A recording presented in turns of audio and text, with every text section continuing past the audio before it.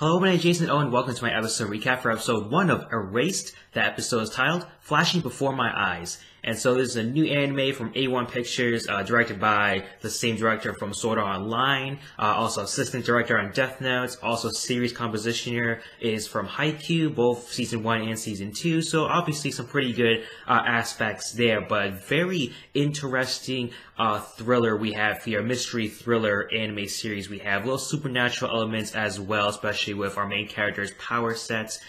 Here, basically Satoru is a struggling 29-year-old manga artist who now works as a pizza delivery driver. He has a supernatural ability he calls Revival, which basically allows him to go back in time a few minutes to prevent some sort of death or catastrophe. And we do see an example of that, so I really like how they did that there. It's a very great first episode, really sucks you in, really adds that tension in very slowly, but also pays off really well with the tension as well. So really great first episode for this new anime from A1 Pictures. First episode really cemented a lot about our character in Satoru here. He's not really likable at first, but because he has this weird attitude about him. He's always one of those guys that talks about kids. It's like, oh, these damn kids and their language, as he has interactions with Ari, a high school girl who's also his co-worker at this pizza place, but he's also pretty likable as well. He has pretty interesting characteristics about him, really makes him a real person, and I do like that about this world here. A lot of real people, and a lot of real people in these real situations that they're in, especially with the way the characters are animated as well. Really nice animation here, making it a realistic type of world here, and this world is set in 2006 because there's like a little radio broadcast about the 2006 World Cup, so I do like the little subtle things adding to the world building of this beginning parts at least of the show here, because obviously at the end, if you haven't watched the episode already, obviously it has spoilers, but still at the end he gets transported back to his childhood in 1988, 18 years ago when he was 11, and so very interesting thriller we have here with Satoru using his abilities once at least. We see it twice actually, but once it's successfully. He saves a little boy from a truck driver who had a heart attack while he was driving, and so the truck misses the boy, and he's the only one that got hurt in that accident. And so a very interesting look at that power set, because he could basically, change things the way he would like them, or not really how he would like them, mostly taking a responsibility to change things. He even says he has regrets sometimes for helping strangers. This is what happens when I help strangers out. And so he has this choice, it seems, whether to help people or not, because he doesn't always go back all the time, it seems like. The second time with his mother around in the supermarket, he doesn't notice at first. I do like the tension that was built up, because we see these scenarios here, once with the little boy crying with the ice cream, the second time with the balloons, when there's like flying around. Those are pretty good tension building scenes where you actually see the mother noticing a sort of burglary attempt or sexual predator in the background, sort of in a way in the background. He was just walking in the park with a little girl trying to abduct her, but he does catch eyes with Satoru's mother, and so she's the only one that notices it. She didn't really mentions it to her son, but doesn't really want to, it doesn't seem like, because she doesn't not really sure who that guy is. He seems familiar, and he even sees her as familiar as well. And so really nice tension building there, because who are these people? Do they know each other? And so it does really build up until the end of the episode, where Satoru, his mother, notices very similar characteristics about him, and realizes that he's the one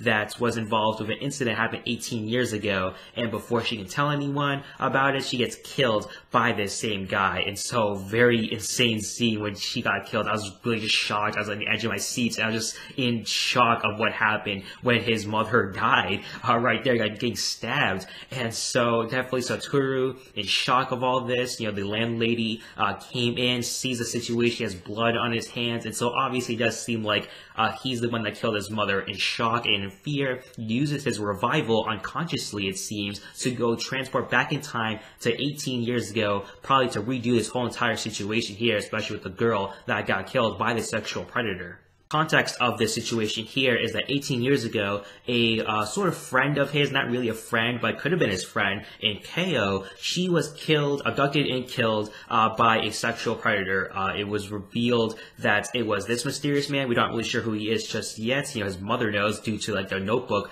that she has. But this childhood friend of his was an older man by the name of Jun. I think his nickname Yuki as well. And so Yuki, he does given the impression that he was a sexual predator, even I was saying like, oh, yep, of course, he's the one who abducted these kids and such, because he does give off that impression of that. But it turns out he was probably framed. It was probably an easy target because he's like a shy, awkward sort of guy. He hangs around with little kids a lot, and so it does seem like he would be a likely candidate to be a predator of sorts. But definitely he is not. And even Satoru, as a child, was vouching for him in front of his mother, but his mom didn't believe him, and even then she regretted it back when she all those years ago till now, before she died, she regrets not believing her son. And so that's a big thing about this series. I think this series will really hinge on about the regret and the fact that, thinking about ideas, trying to redo things that we probably could have done before. And even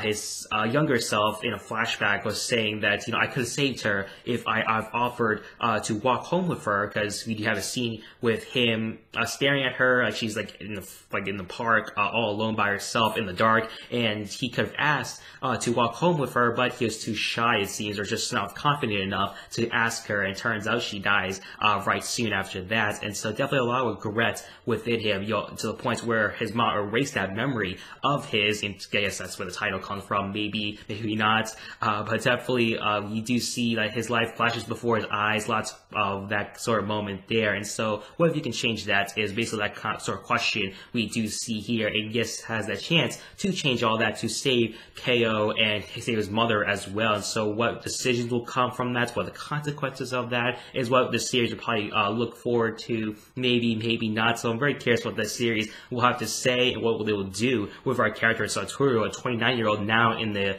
mindsets in his own 11-year-old body.